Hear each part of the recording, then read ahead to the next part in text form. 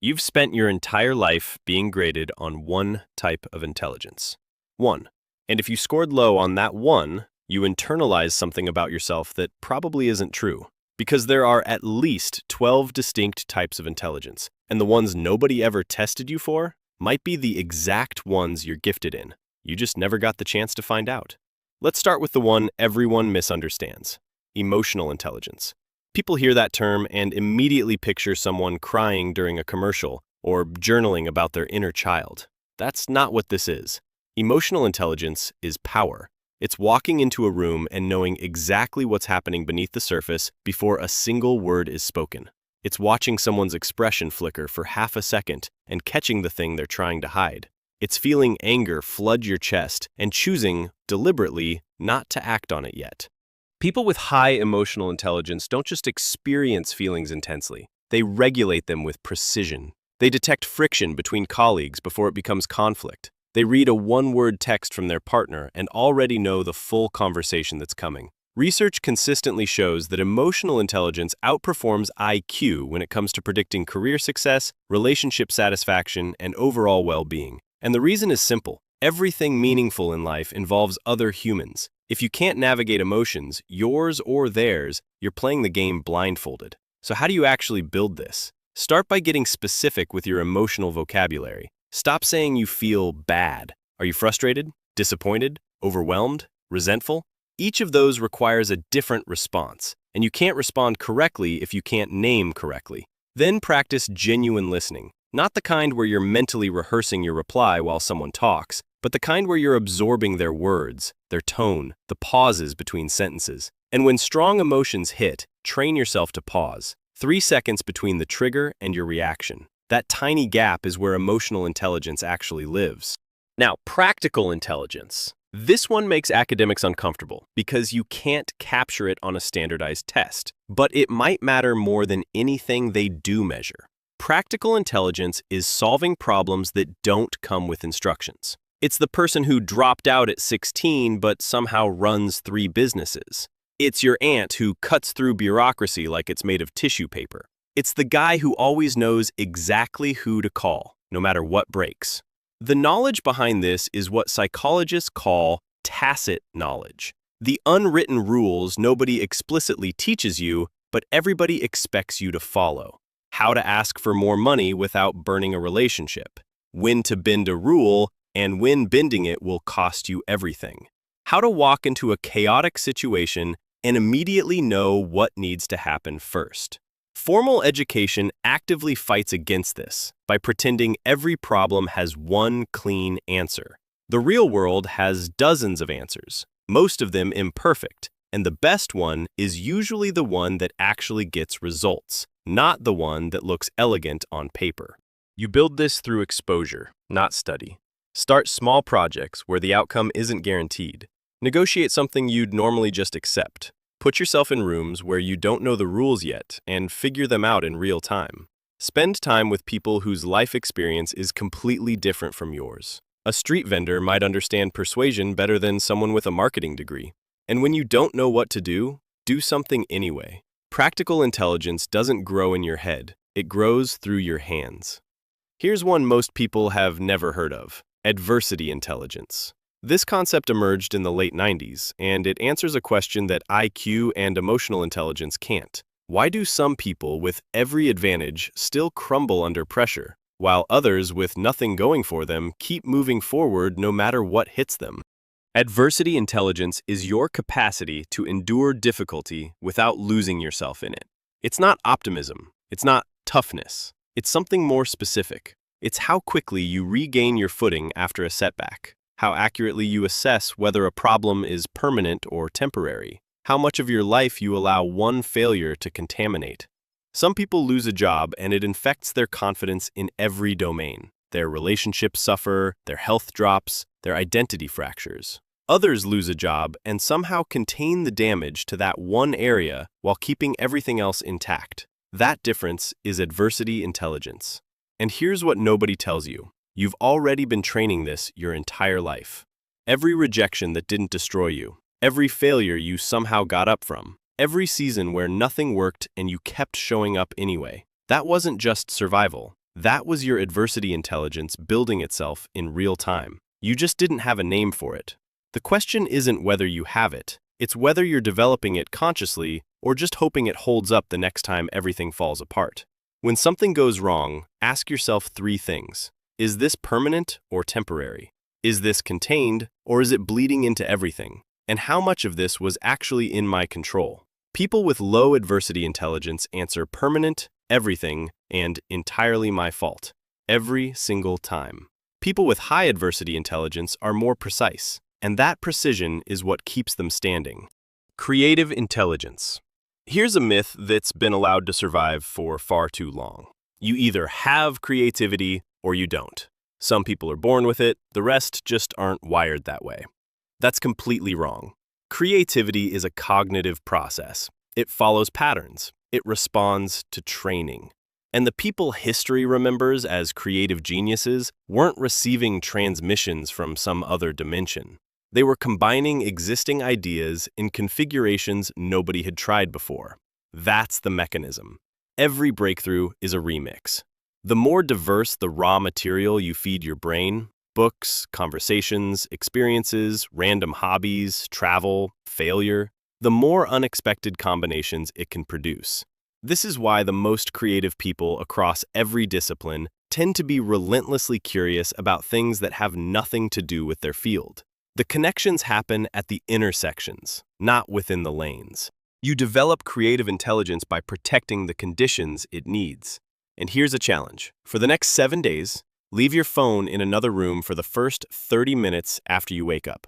Don't check anything. Just let your brain exist without input. See what surfaces. Most people are terrified of this experiment, which is exactly why it works. Boredom is where your brain does its most interesting work, and you've been paving over it with someone else's content for years. Beyond that, make things. Writing, building, sketching, cooking, whatever. Creation develops the creative muscle in ways consumption never will. You don't become creative by absorbing creativity. You become creative by producing it, badly, repeatedly, until something lands. Social intelligence. This is different from emotional intelligence, and most people blur the two together. Emotional intelligence is about understanding and managing feelings. Social intelligence is about navigating the invisible architecture of groups. It's reading the power dynamics in a room within seconds, knowing who actually makes decisions versus who just has the title, sensing when the energy of a conversation shifts, and adjusting before anyone else even notices something changed. Think about the last time you walked into a party, a meeting, or even a family dinner and immediately knew something was off. Nobody said anything. Everyone was smiling, but you felt it. That tension sitting just beneath the surface like a low hum nobody else seemed to hear. That's social intelligence operating in real time. And the people who have it don't just detect those shifts. They know exactly how to move within them. When to speak, when to stay quiet, when to redirect, when to leave. Here's how you sharpen it. Start paying attention to group dynamics instead of just individual conversations. Who speaks first? Who do people look at before they respond? Who gets interrupted and who doesn't? These patterns reveal the social hierarchy of any room, and once you can see it, you can navigate it. Practice remembering small details about people and referencing them later. And most importantly, diversify your social exposure. If you only interact with people who share your background, your industry, and your worldview, your social intelligence stays narrow. The range comes from navigating unfamiliar social terrain. Logical mathematical intelligence. This is the one the entire educational system was built to reward. Pattern recognition, sequential reasoning, abstract problem solving, the ability to think in systems. Get high marks here and doors open. Score low and you're quietly sorted into a different life path before you're old enough to realize what happened. And that's worth sitting with for a second. How many people in your life, maybe even you, were told they weren't smart based entirely on how they performed in one subject? Not because they couldn't think, not because they lacked depth or insight, just because their brain didn't organize information in the specific way one system decided to measure. That's not a failure of intelligence, that's a failure of measurement. And the damage it does is quiet and permanent unless someone finally tells you the truth about it. That said, logical reasoning is remarkably responsive to practice. Your brain physically adapts to the demands you place on it. Estimate before you calculate. Get comfortable with mental arithmetic again instead of outsourcing every computation to your phone. Study how arguments are constructed and learn to identify the ones that sound convincing but fall apart under scrutiny. Write code, even if you have zero interest in tech as a career. Programming is just logic wearing a different outfit. Linguistic intelligence. This goes far beyond vocabulary size or grammar knowledge. Linguistic intelligence is the ability to use language as a precision tool, choosing exactly the right word when three similar ones exist. Understanding that how you structure a sentence changes how it lands emotionally. Knowing that two words can point to the same physical thing but live in completely different psychological universes. Think about the teacher you still remember. Not because of what they taught, but because of how they said it. The way they could take something complex and make it feel obvious. The way one sentence from them landed harder than an entire textbook. That's linguistic intelligence. It's not about knowing more words. It's about knowing which ones matter and where to place them. In a world saturated with noise, the person who communicates with genuine clarity possesses something almost unfairly powerful.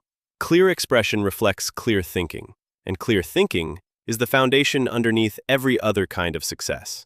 Whether you're closing a deal, resolving a conflict, or simply getting someone to understand what you actually mean. You develop this by reading material that challenges you, not confirms you. Absorb how skilled writers handle rhythm, structure, and word choice. Write daily, not for anyone else, just as practice. Volume is what creates quality over time. And get surgical with your precision. Catch yourself reaching for vague language and replace it.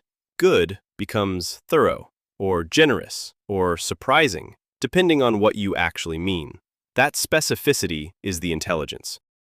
Bodily kinesthetic intelligence. This is the one traditional education has dismissed with the most enthusiasm. Physical intelligence. The capacity to control your body with precision, to process information through movement, to solve problems using your hands, your balance, your spatial awareness in real time. Surgeons, athletes, dancers, mechanics, sculptors, they think through their bodies in ways most people never access. And here's the part that school left out entirely. The brain and body are not separate systems with a polite working relationship. They're one integrated machine. When you develop physical skill, you are directly developing cognitive function. Movement grows new neural connections. Exercise improves memory, focus, emotional regulation, and creative output more reliably than almost any other single intervention. Every person you know who says they do their best thinking while walking or running, that's not a quirk. That's bodily kinesthetic intelligence doing exactly what it was designed to do. You build this by engaging in any discipline that demands precise body awareness. Martial arts, climbing, dance, yoga, woodworking, anything where your body has to solve a problem your mind alone can't. Cross-train across different movement types so your brain builds diverse neural pathways instead of just optimizing one. And counterintuitively, slow down. The deepest kinesthetic intelligence develops through deliberate, unhurried movement, where you feel every adjustment, every shift in weight, every micro-correction. Speed is just something you add later, once the foundation of awareness is built. Intrapersonal intelligence. This is knowing yourself, and not in the shallow way where you can rattle off your personality type and call it self-awareness. This is deep architecture. It's understanding why certain criticism devastates you, while other criticism slides off. It's predicting your own behavior under stress before the stress arrives. It's knowing which environments sharpen you and which ones quietly erode you. And here's the part that makes this one hurt. Most people who think they know themselves are actually just familiar with the version they've performed for so long, they forgot it was a performance. They know their preferences, they know their habits, but they've never met the part of themselves that chose those habits, and they've definitely never asked why. You can share a home with someone for decades and still be blindsided by them. The same is true for the person you see in the mirror every morning. Proximity isn't understanding. It never was. Developing this requires a kind of honesty that most people avoid their entire lives.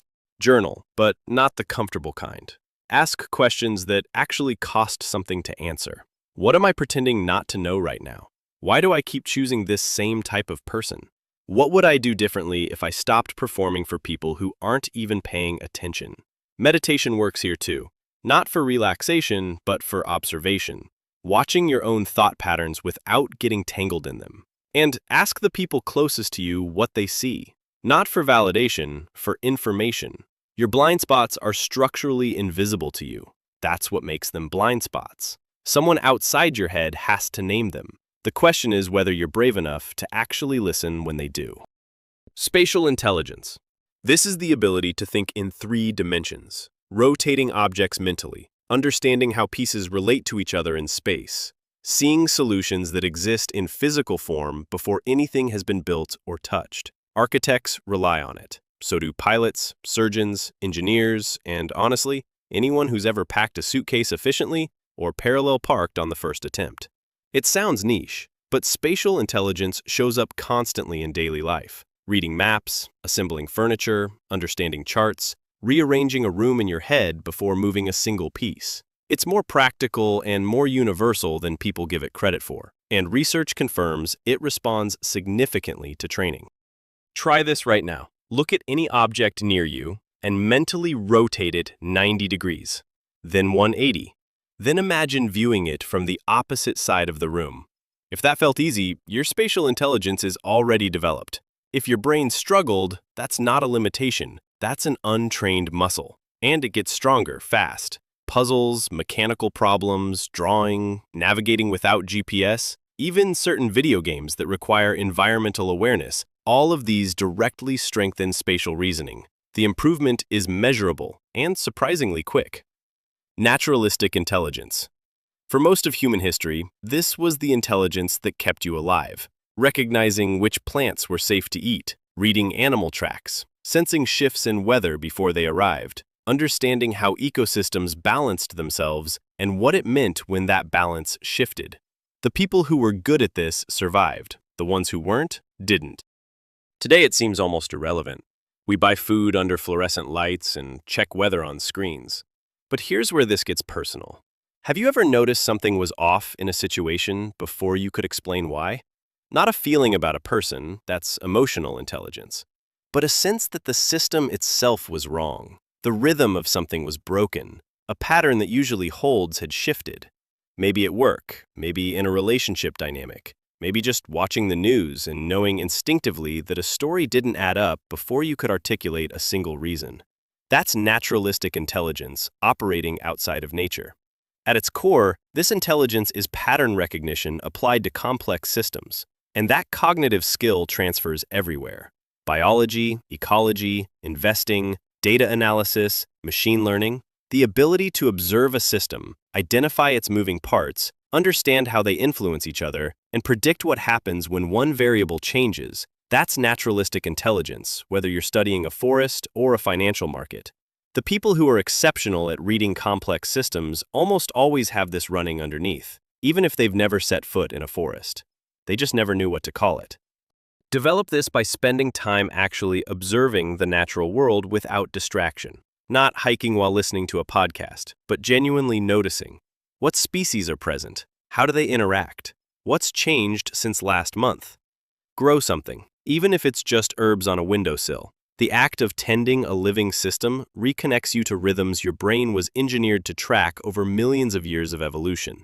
And pay attention the next time you sense that something in a system is off before the evidence arrives. That instinct isn't random. That's this intelligence trying to tell you something. Most people override it. Start listening. Existential intelligence. This is the one that almost made it onto the official list of recognized intelligences, but never quite got there. It's the capacity to sit with the biggest questions humans can ask. Why are we here? What happens when we die? What does it mean to live a meaningful life? Why does suffering exist? These aren't academic exercises. They're the questions that surface at 3 in the morning when the distractions stop working. And here's what's strange about this one. You've probably had these thoughts more often than you've admitted to anyone. Those moments where the sheer weight of existence hits you out of nowhere, standing in line at the grocery store and suddenly wondering what any of this is actually for. Lying awake, replaying a conversation with someone who isn't alive anymore, and realizing there's no framework that fully explains where they went.